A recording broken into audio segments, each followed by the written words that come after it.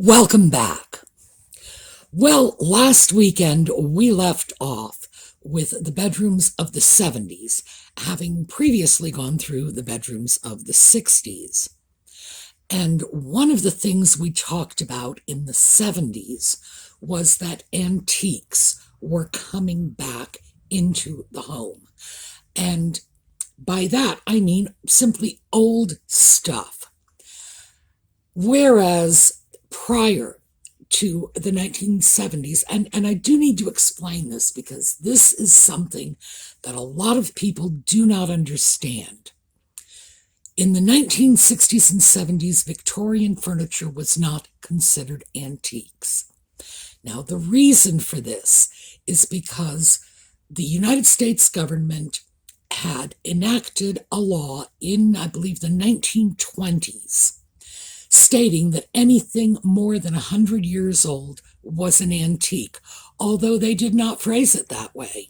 They just froze this in time so that anything prior to 1830, not anything prior to 100 years from the point at which you were speaking as time moved on.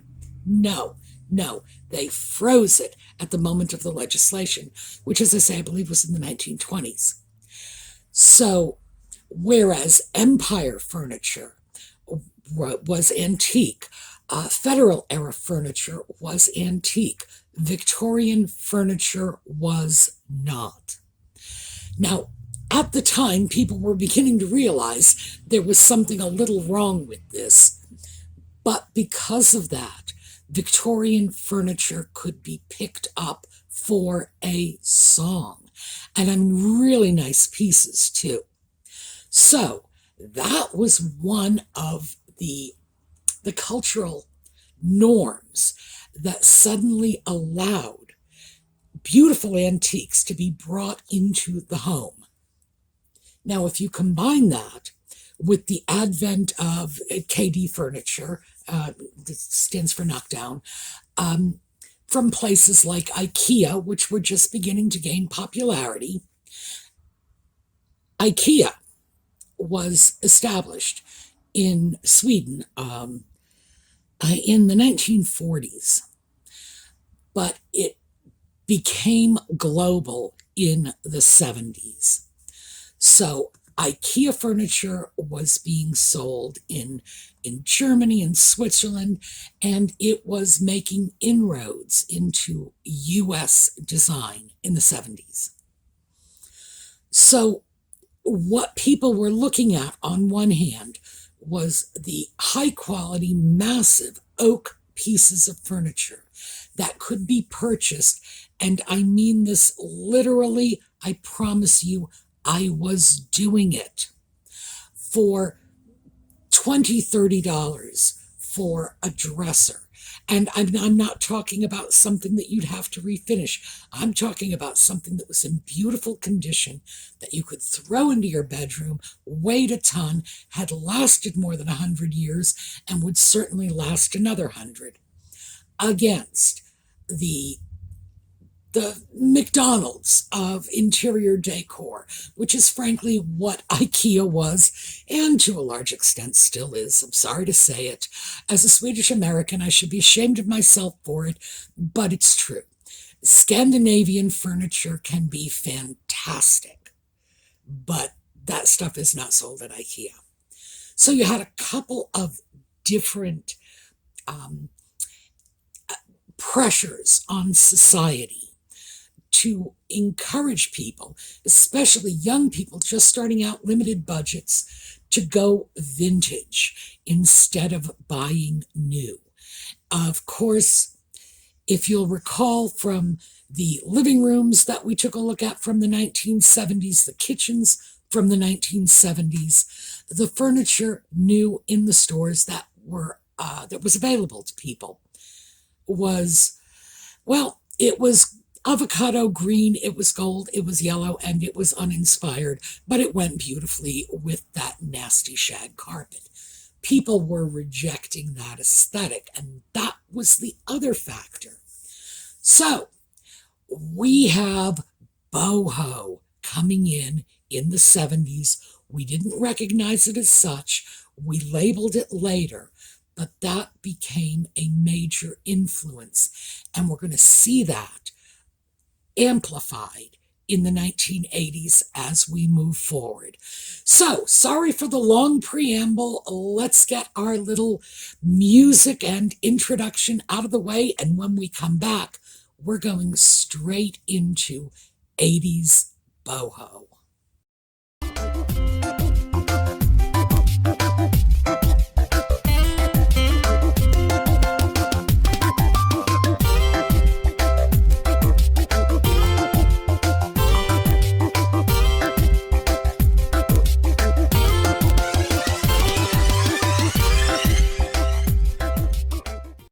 All right, this and our first two rooms, I'm going to tell you right now, I think they are lovely.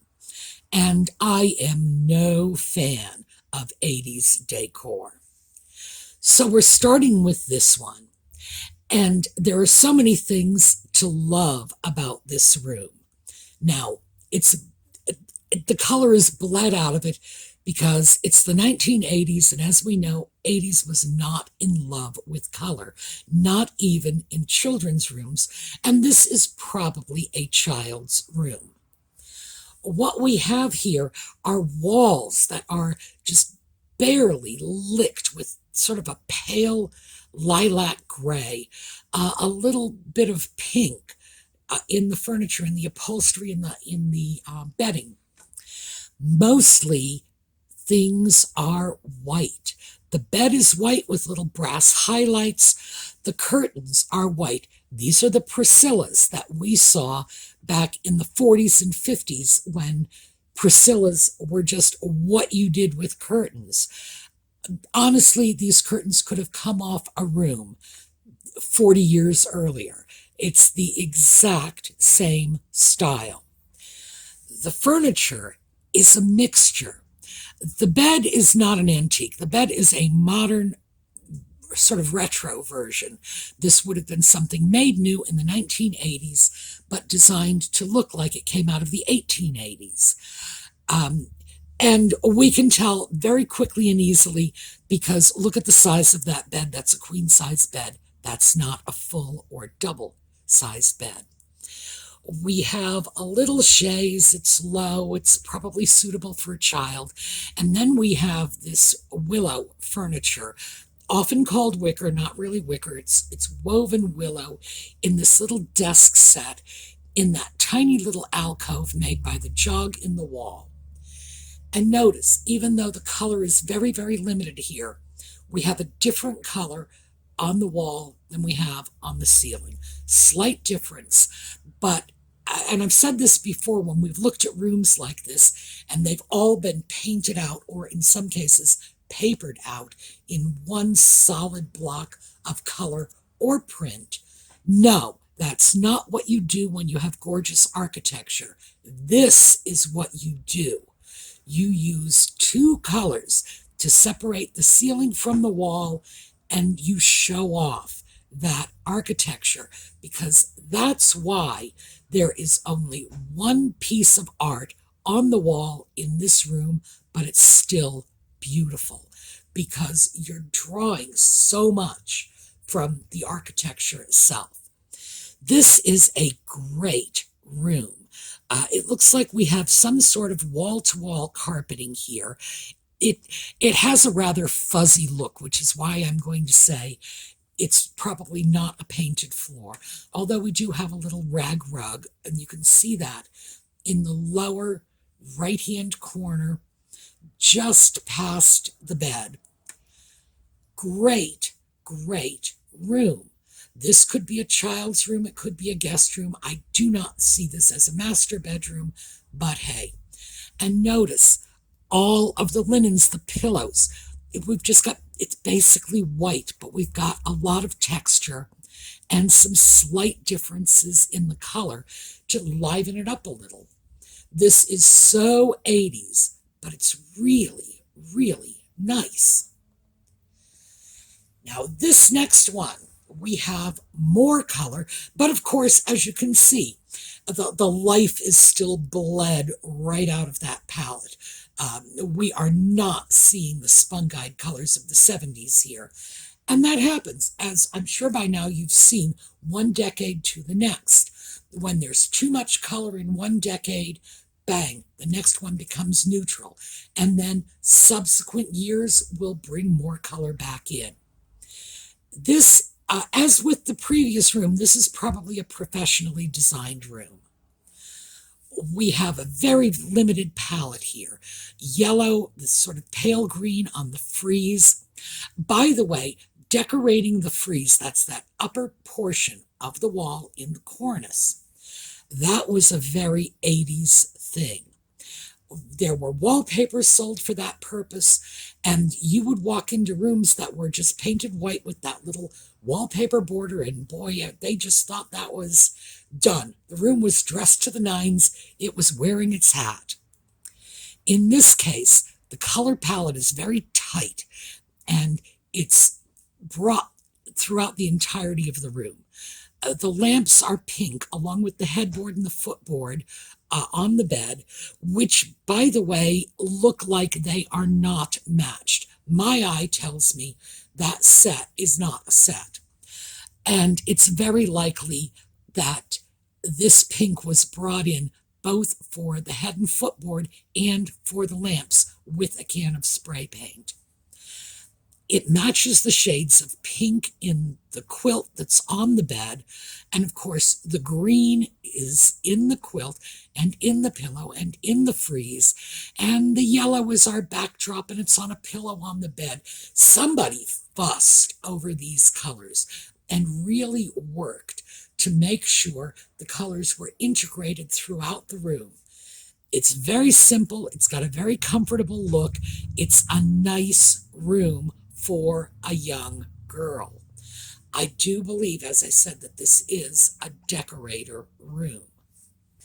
Now, this one is absolutely a decorator room because the girl in there is Elizabeth Shue, and this is from the movie Adventures in Babysitting, and they did a lot of filming in her bedroom. This is a 1980s version of Hollywood's take on a young girl's room.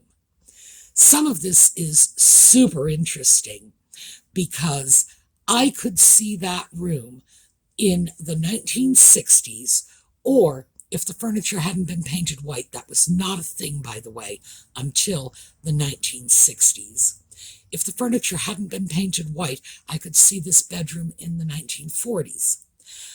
Sort of very traditional girls' room. Once again, though, we have that willow chair that's on the left-hand side. It's cut off. We think of that as porch furniture. But yes, that is 1980s. Prior to this time, the 1980s, you would not have brought a piece of furniture like that into a bedroom. It would have either stayed on the porch, or if you had a sunroom or a conservatory, you might have thrown a piece of furniture like that into one of those rooms. But a bedroom, a living room, a dining room, absolutely not. It was the 1980s that said, oh, we get to live with this furniture. It's sturdy, it's comfortable, it takes a beating, let's bring it in the house. And so into the house it came. Interestingly enough, Hollywood bedroom, but there's not a single piece of furniture in this room that is part of a set. None of this matches. These are all different styles, probably grabbed by a prop department and repainted for the purpose. What we see here, again, is white, white, white. Color is bled out of it. We have a little bit of pink on the bedding and a little bit of pink in the wallpaper. But no, it's so neutral. Now, from the point of view of cinematography, our actress, and she's the star of the movie, so now the camera's going to be on her, is dressed in black and white, and boy, does she stand out against that neutral background. So, bravo for the people who put this together from the Hollywood perspective. from the decorating a girl's bedroom perspective, yeah, this is classic. This is just the way bedrooms had been done for a very long time. The only real difference is the change in colors to the bland 80s palette. And those curtains, by the way, if you tied them back, they would be Priscilla's. And now what we have here is a real photograph from a real home, a real bedroom, and bang, we have boho. And this is probably the first time we have real boho in its boho glory. We have this sort of rusty iron bed. The bed actually is pretty rusty if you take a close look at it. It's worn, it's battered. We are into total shabby chic here. I'm not sure what that thing is on the window, pretending to be a curtain. My guess is it may well be an old tablecloth. We have unframed, well, at least one of these is an unframed painting on the wall. Again, rather boho. The night table, and now there are two because there's one on the other side of the bed, but we can't see it. The night table we can see is nothing but a chair with a stack of books that's being used to prop up the lamp. There is an old rug. This we've talked about this before. Loom-made Oriental rugs, so they're not real Orientals. Generically, I refer to them as Wiltons. Different people have different ways of describing them. Wilton was one of the companies that made these sort of ersatz Oriental rugs back in the 1910 to 1930 was their heyday. And it's on an old wide board floor that's been painted gray. This is a boho room, no two ways around it. But having seen the professionally decorated rooms, the last three that we looked at, it's very clear that this is simply your average homeowner's version of doing it, and doing it with their own style and their own flair. It is a nice room. And I say this because, of course, I love the boho style, but also having been there at the time in the 80s, I can remember being elated to see beautiful old pieces of furniture hauled out of the trash, seeing them, instead of going to landfills, going to secondhand shops where you could buy them and bring them home and keep them, which is wonderful. So I remember when this happened. I remember vividly being, as I say, elated that we had gone from that junk cookie cutter furniture of the 1960s and 70s to really nice stuff. Oh, wow. Now, this is another version of 1980s, and this is what I always refer to as Laura Ashley. That might not actually be a Laura Ashley print, but Laura Ashley fabrics were just everywhere. This was a thing, and people tended, unfortunately, to overdo it. Now, this room I do not believe is an actual real bedroom. I think this is a display.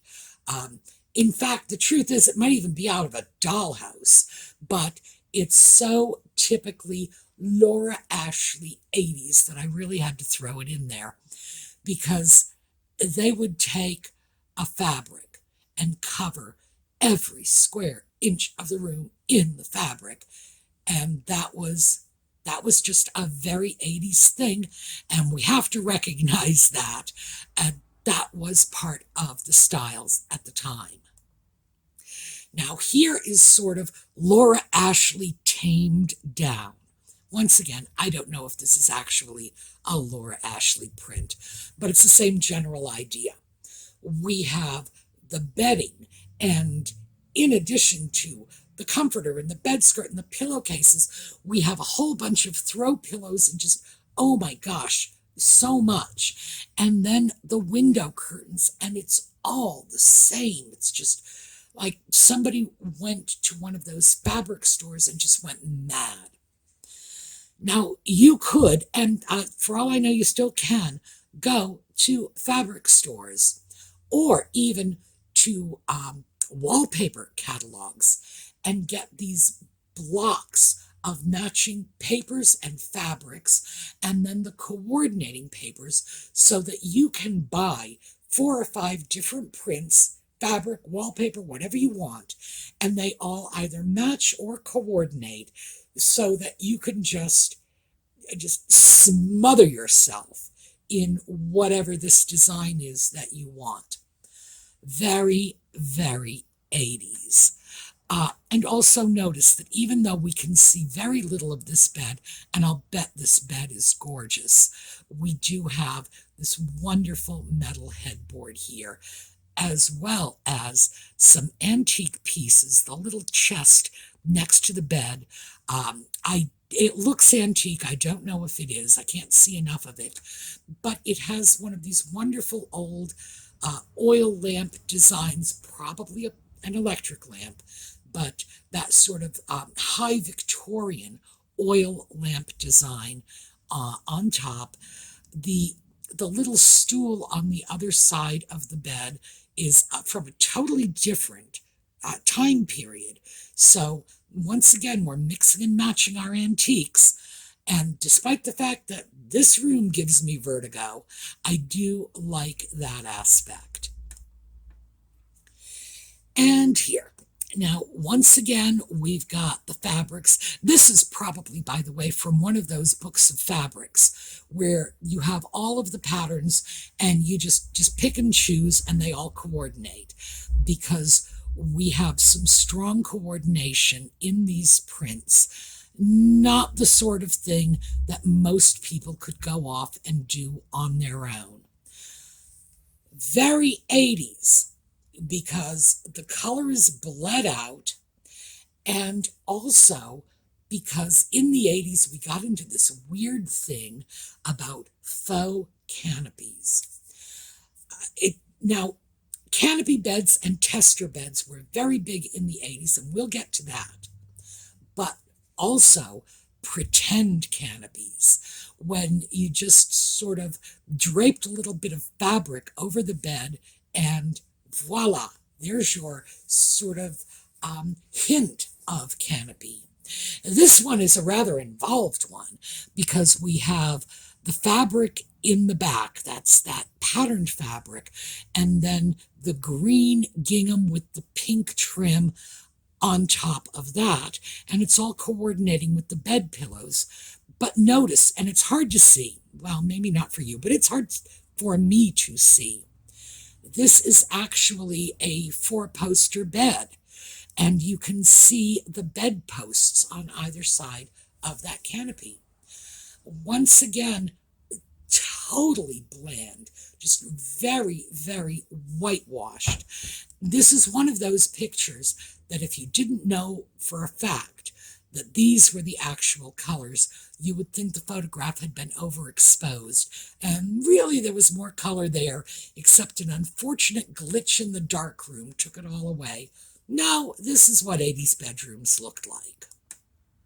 Now, once again, we have this whole coordinated fabric thing. The little fake canopy, notice the fabric on the fake canopy matches the bed skirt, matches the upholstered headboard, matches the draperies. Just like, oh my. That was a thing in the 80s. Everything had to be matchy, matchy, matchy on one hand. And then it contrasted with boho on the other. So it seems like we had 2 schools of thought. Now, this is a nice room. We have nice old hardwood floors, interesting carpets. As far as the 80s go, there's kind of a lot of color there, because we can see the walls are blue. However, it does look to me like they've taken that color right up into the ceiling, which is too bad because once again, they have an interesting ceiling line. It's not that straight 90-degree look that we're used to. And I love when you highlight that. If you have architectural jogs in your home, oh, don't paint them out. Paint them to show them off. Because believe me, there's a world of people living in cookie cutter boxes who are envying you your little nooks and crannies. Now, once again, we have the little fake canopy here. Notice in the windows, okay, this is a thing too. This came in the 60s and 70s in a very small way, but in the 80s it got to be big. Roman shades, different methods of hanging fabric on your windows for curtains. Now, these are interesting Roman shades on the windows, matches the little canopy. The chair is upholstered in the same fabric that's being used as the backdrop behind the bed, which, by the way, matches the bed skirt. And we are into super, super matchy here in our colors. But interestingly enough, the bedside table, that's the table in front of the window, does not match the bench at the foot of the bed, and the table next to our chair that's upholstered in plaid here, and this piece is right down at the bottom of the screen, is actually a ceramic garden piece. Once again, garden furniture making its way into the home. This is interesting. On one hand, we have that super matchy, sort of, Laura Ashley, smother me in matching prints, but we also have this wonderful boho touch of garden furniture being brought into the bedroom, of old bits of furniture that may well have been salvaged from other parts of the house. Notice there is a basket on that end table holding whatever it is it's holding, I'm not sure what. And this is a nice sort of split the difference. This is a small section of a room, but it definitely shows you sort of the full spectrum of what you could expect in the 80s. Now, this is, I believe, a hotel room. Once again, we have the fake canopy, but one of the reasons I wanted to include this is sort of super 80s. Gosh, you've got to really look hard for the color in this room. We've got a little bit of beige on the bed skirt. It looks to be textured, so I wouldn't be surprised if that bed skirt was a velveteen or maybe even a burlap. It's very hard to tell from a photo like this. Beige as a backdrop behind the bed, and this is it. We've got beige, we've got white. The bench at the foot of the bed is covered in a very pale sage green, and there's a little pillow on the chair beyond.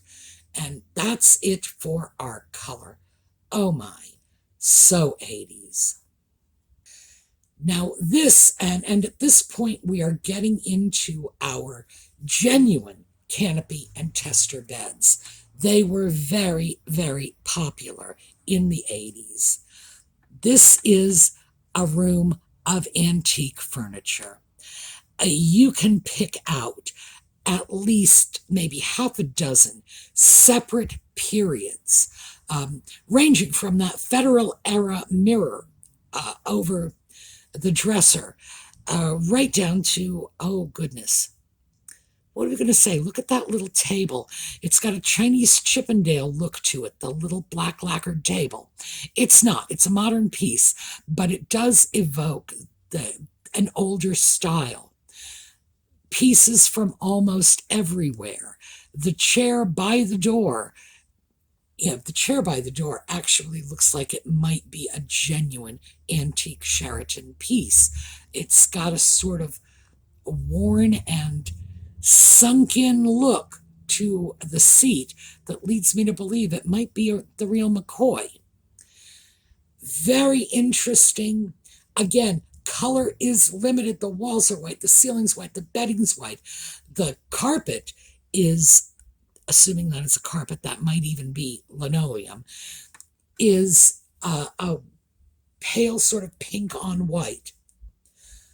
The only real color that's coming out of this room is coming from the various shades of brown in the furniture.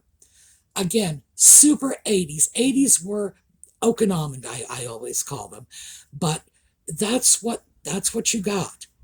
In this case, we've got some nice old pieces of furniture.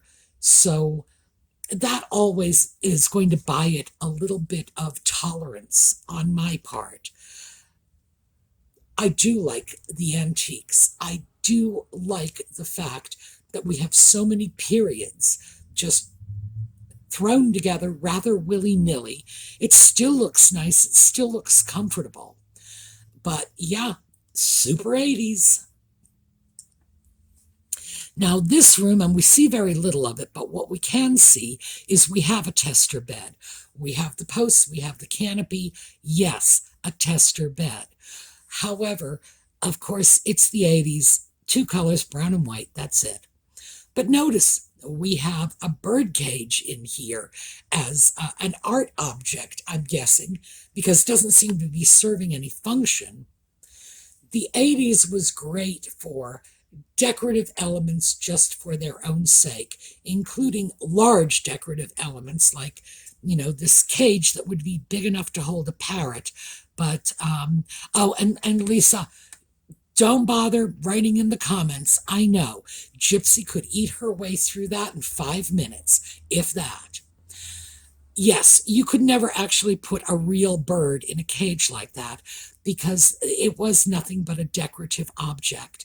So they had no function. Very often you would see bird cages like that, and they would be stuffed with plants because you just couldn't stick your bird in.